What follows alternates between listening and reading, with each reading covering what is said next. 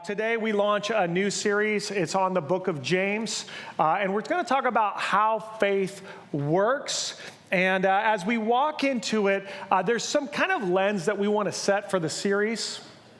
I want you to think a little bit about like maybe where you're at in your life or your journey. And have you ever had that feeling like you're stuck a little bit sometimes? Like I've had a moment where like my car got stuck in the mud. And so I get out, and you know that feeling. You start to get like stressed, like you feel a little stress, frustration. Kids are in the back; they were little at the time; they're crying, and you get out and you start pushing, and you realize like I don't think I'm enough for this moment. Have you had that? And so you try and get the rock, but it's still not enough. And then there's that moment where like maybe 2 or 3 people see you, and they actually get out of their car like good Samaritans, and they come in and they help. And they start pushing with you, and suddenly here's what happens. The car gets unstuck, and your pressure, your frustration, your stress all gets a little lower.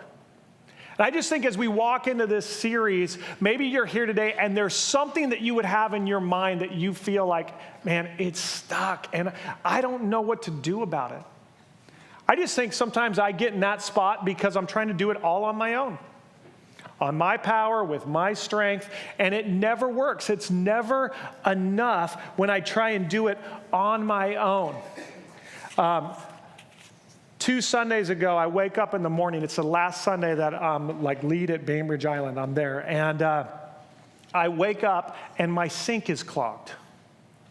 Like you ever have that, I don't need another thing? Like I don't, and I'm not a plumber, I'm not a project person. Like project people, I think they get excited when those moments happen. They're like, oh, I know exactly what to do. I'm like, oh Lord, I don't need this in my life at all, you know? And I'm sitting there, I'm trying to get it like unplugged, and then I just like leave and go do church. I come back, I still couldn't get unplugged. That thing stayed plugged for 7 days. Finally called a plumber. They couldn't get it done. I was like, no. And so finally they had to cut into the sheetrock to find a clean out. When you're cutting into sheetrock, you know things are going wrong, right? And I remember there's like this moment where the plumber looks at me and says, hey, so here's the clean out valve. Go rent a snake. You'll be fine. You can do this. I'm like, I can do this? When did this become my job? And so I'm like there, I open it up, the thing sprays me in the face, like I'm trying to say pastorly words and I'm not thinking pastorly words. I don't know if you're allowed to do that. I once told Jesus I can be a project guy or a Christian. I don't think I can be both. And so finally I get the snake in there and the drain comes out and it starts to flow. Never in my life have I been more thankful for indoor plumbing in my entire life. Like the next whole day I'd come upstairs, I'm like, Janine, look at water right down the sink. I got a little pride. I kind of walked with some confidence, like I did that, you know. She's like, you kind of did that, you know, like I didn't get all the credit. But I just wonder, are there some big stuff in your life right now that you're saying like, hey, God, this needs to get unstuck. I need some help. I just think like I wrote down, maybe you're feeling, hey, I'm a little stuck in my work, a little stuck in a relationship. Maybe you need something that's like, man, I need my faith to grow. Here's what I know. When I focus in on work and relationship, all this other stuff, it doesn't necessarily get better. When I focus in on my faith, things start to grow. I start to get momentum. And here's what I've learned. When I try and focus on my faith by zeroing in on myself, I get less and less momentum. I'm going to make this about me. I'm going to fix me. I'm going to do me. And you know what I find? All my other relationships start to get worse. When I actually turn the arrows of my heart out and say, I'm actually going to focus in on serving others, helping others. I'm going to focus in on serving Christ, lifting him up. Here's what happens. A community starts to come around. And I want us to get in a spot where we feel like, man, I am in a community that's growing and learning. I have those 2 or 3 people coming around me to try and help so that wherever you're at today, you feel like you get personal motion in your faith. We're calling this series, James, How Faith Works. And I'm just wondering if some people are asking this question, maybe a little sarcastically. I relate to you, by the way, if you are. Does faith really work? Does faith really work? I think some people might say this, I have faith, but if you were to just be gut honest right now, I don't feel like it's making a difference. I've tried it and it's not working. You might feel that. I think some people are here and they maybe say this, I don't have faith, but I do feel like something is missing and I'm curious, could it be that? Or maybe some say this, I know faith works, but I'm in a season where I need a push. I need someone to help. I need someone to come alongside. I want us to look at how it works. I think faith works like learning how to ride a bicycle. Have you ever tried to teach someone how to ride a bike? I have 3 kids. I've taught 2 out of 3 of my kids how to ride a bike. One's holding out. And today I'm going to give you 2 pro tips on how to teach someone how to ride a bike. I'm going to give you one now and one at the end of the message. And you know that feeling when you're teaching someone to ride a bike, you get the bike and you get the seat and you get your kid there and they're usually 5 or 6 or 18. I don't know how old you were. My wife learned to ride a bike at 18. I don't know where you're at. And but you start to push, and then there's the moment of faith where you let go. And then you realize, I don't think I've properly prepared my child for this moment. And so you start to yell things at them. Pedal faster! That was the first thing, but you have to yell it in a calming way, so you don't scare them, Pedal faster, I just think there's this moment where it's so counterintuitive. When you start to ride a bike, the idea of pedal faster is scarier because the faster you go, the faster you fall, right? But have you noticed this? As you start to pedal faster, there's a moment where you figure it out. And actually that pedaling faster does what? It brings balance. It brings momentum. You suddenly start to learn this is how this bike starts to work. And I actually think that's faith in our life. That there's this moment where God speaks to you, you experience his grace, and he lets go of the bike, and you're you're letting go? I need some training wheels, where are you going? And he's pedal faster, and you're are you sure? Hanging on. Did you know that, do you know who invented the bike? A lot of people think it's Leonardo da Vinci. He actually drew the first bike, but the first person to invent it was a German baron named Karl von Draus. He invented it in 1817, and when he first invented it, there were no pedals. No pedals at all, which seems very counterintuitive now in hindsight. It took 40 years for someone to add pedals. 2 French guys, both of them named Pierre, added pedals to the bike, and that's when it started to work. And I actually think that faith is a little bit like riding a bike, and I think the 2 pedals that are on a bike are like faith and works. And you can write this down. Faith is complete trust in God. James he's going to talk a lot. In fact, as we go through this series, we're going to talk a lot about faith and work. Faith is complete trust in God. Work is putting your faith in motion. It's applied truth. And we're going to spend today talking about what that faith and work look like, how they go together. I want you to notice this. Both pedals are a part of one bike. They're all connected. You can't have one without the other. In fact, when you feel like you don't have one, when you have faith only, your faith starts to feel like a wish. It starts to feel like it goes against reason. And you can start to feel like, God, where are you? And feel a little bit disillusioned when you feel faith only. When you feel work only, things feel really heavy, really difficult, very exhausted. You start hearing words like, I'm burned out. It feels like this is on me. And you just realize this, how inadequate we are to do this mission on our own strength. It's impossible.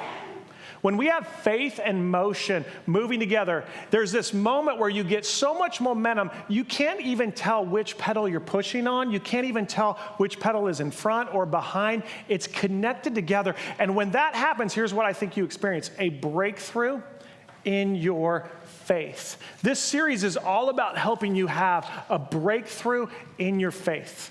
Let's look at how James applies it, and then we'll talk a little bit more about how that kind of faith works. We'll start with James chapter 1, verse 1. Go ahead and put it on the screen here. It says, "This letter is from James, a slave of God and the Lord Jesus Christ.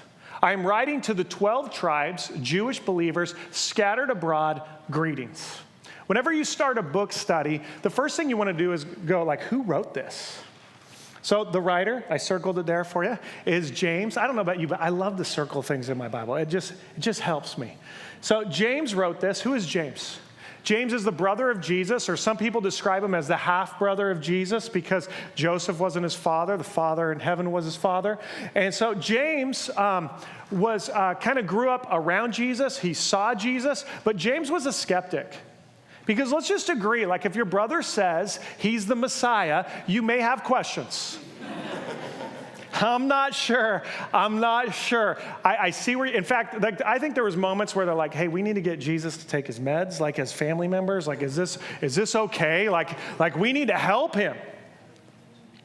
So we don't know exactly where James' conversion is. We do know in 1 Corinthians 15:7, there's this moment where Jesus, resurrected, appears to James and then the apostles. Most commentaries will tell you this was James who wrote the book of James. And I would guess that if I was Jesus' brother, I think I would need to see him appeared resurrected. Like, I need to see that. Okay, that happened. Here's where we know for sure that he had a conversion moment. In Acts chapter 1, his family, along with all the disciples, are in the upper room and they're awaiting Jesus' instructions. So James has this radical conversion, transformation, where he experiences the grace and mercy and the power of the resurrection. And it changes his whole life. In fact, a first century writer, Josephus, who wasn't even a Christian, actually records a bit of the life of James and kind of talks about him. We know that James became the leader in the Jerusalem church. We know he wrote James in about 51 AD. In 62 AD, he's beheaded. And it's recorded by Josephus that James had launched this work targeting widows and orphans and to people that were marginalized. And the work was so broadly spread that when he was beheaded, the entire city mourned. One of the things that you're going to see throughout this book is you're going to hear James's heart. You're going to hear his passion. And one of the reasons I think he wrote this book is he wrote this book to a group of people that he didn't want to lose the Jesus way of living. So it says he wrote this group to the 12 tribes who were scattered. Some books it talks about marginalized outsiders. It's this feeling that, hey, here's the people who are following Jesus that feel like they're on the edges. He's writing to them, and he's wanting them to see this Jesus way of living. And the challenge that James is going to bring to us as a church, and the thing that I want just everyone here praying about, is over the next few weeks as we walk through this series, what does the Jesus way of living look like in Kitsap County in 2019? And I would say this, when James writes this, he writes this with a little bit of fear, saying, hey, I've seen Jesus. I saw the way he lived, and Jesus had this ethic to how he lived. Jesus didn't show favoritism. Jesus spoke with kindness and compassion. Jesus forgave his enemies, and if we're followers of Jesus, we better have that ethic as part of our heart because we don't want to lose what Jesus brought to this world. And so I think James writes this with passion in his heart. And I think James lived it out to the point where people, whether they were insiders or outsiders to the church, when he was beheaded, they saw he meant it. James was a reliable witness. He was someone that lived out this Jesus way of living. And my prayer is this, is that God would help us as a church, not to just be a bunch of individuals on the mission, but to be a community together pushing to live out this Jesus way of mission. So how do we read James? It's important. James is a kind of genre of literature. Think of it like music, right? Like how many like music? I think almost everybody would say yes. Okay, let's get more specific. Let's talk about genres of music. How many like country music? Any country fans? Come on, let me hear you. Yeehaw, something, I don't know, right? I like country in the summer, okay? How many are rap fans? How many like rap, right? How many are mad that I brought up rap in church, okay? Like, I don't know where you're at on it. So country and rap, they're a genre of music. So James is called wisdom literature. It's different than Pauline's epistles. So Pauline letters are written to a region or a church, or they're written to a person. James is writing to a broader category.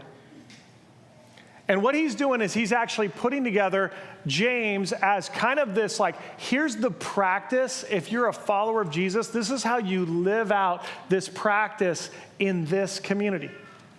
The book that's most closely related to James is actually Proverbs as far as wisdom literature. Those books are connected. And so it's important when you read a book to understand what kind of book is this, because it impacts how you study it. So as we study James today, we're going to actually not go in like a linear order, because James is written by themes. And so you'll actually see, if you sit down and just read James chapter 1 this week, and I encourage everybody to do it, you'll see that in that first chapter, all the different themes are laid out, and it sets you up for the entire book study. In chapter 2, James brings his big thesis statement.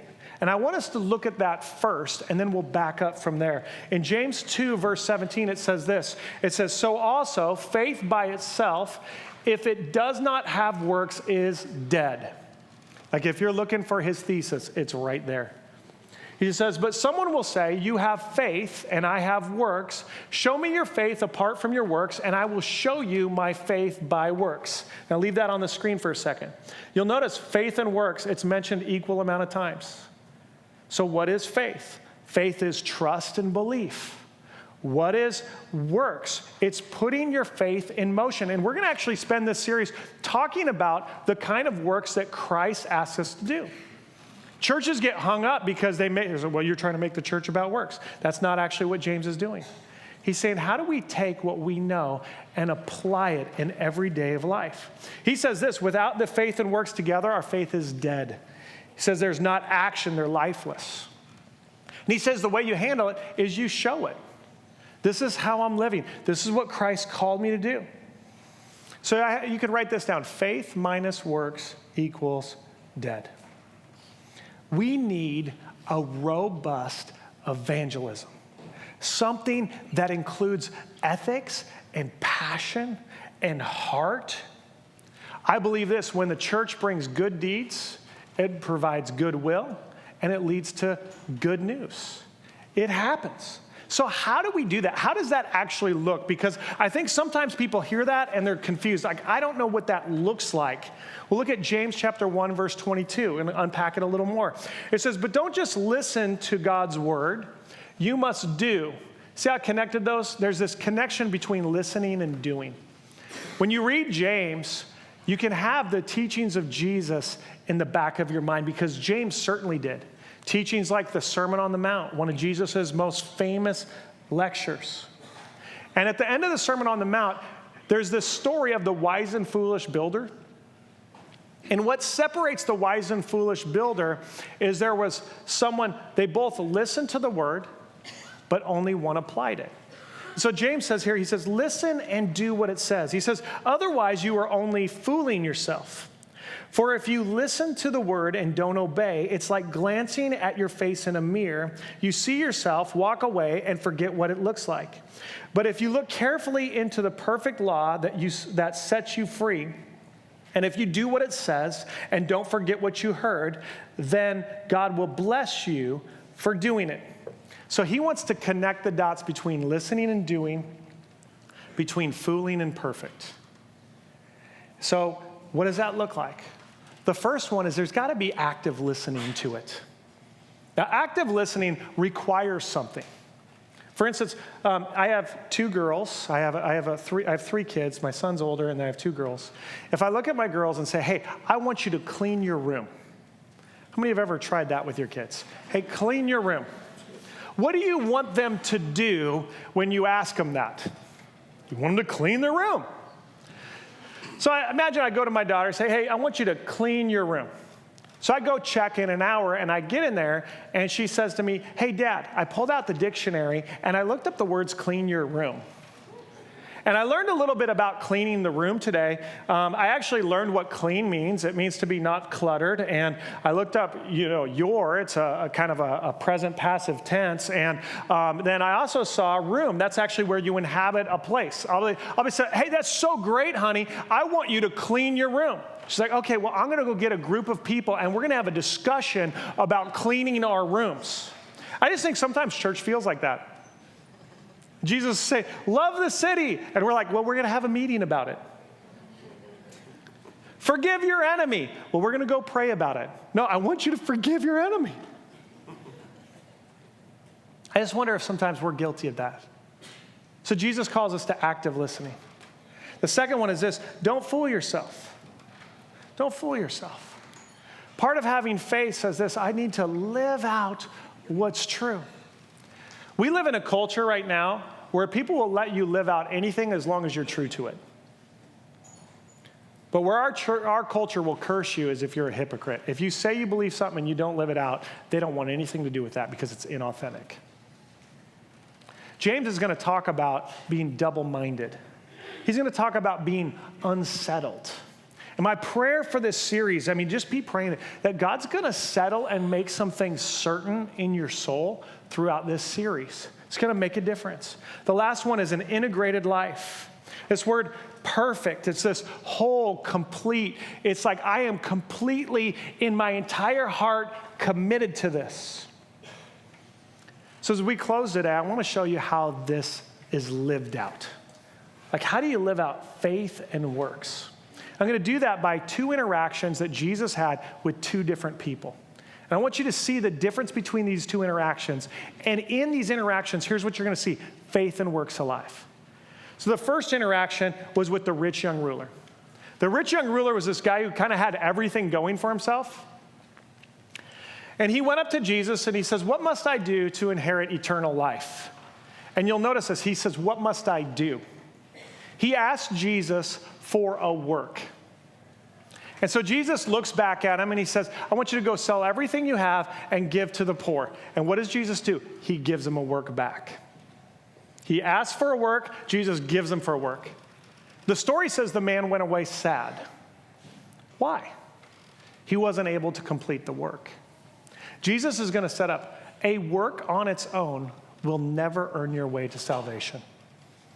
And there are far too often people thinking, I am going to work or earn my way to heaven. It's impossible. There's no way to do it. A work will never get you saved. And I think sometimes we're guilty of doing it. It's really the heart of religion. If I do this, if I work this, and try harder, here's what happens. It becomes really heavy. Second interaction. Jesus is on his way through a town called Jericho. As he's going through the town, he sees a wee little man, that's what my Sunday school teacher said, named Zacchaeus. And Zacchaeus is up in a sycamore tree, and he's looking because he just wants to see Jesus. And Jesus sees Zacchaeus and says, Zacchaeus, I'm inviting myself over to dinner at your house tonight. Zacchaeus was a tax collector. Nobody liked Zacchaeus. And suddenly, he had the center of attention, and he had an honored guest coming to his home. In fact, a rabbi. Jesus comes there. Zacchaeus is overwhelmed by the acceptance that Jesus offers him, by the grace Jesus gives, by the mercy Jesus gives. And out of Zacchaeus' heart, he suddenly bursts out. And he says to Jesus, I'm going to pay back everybody I cheated 4 times over. It's this like announcement. And Jesus says to him, salvation has come to your home today.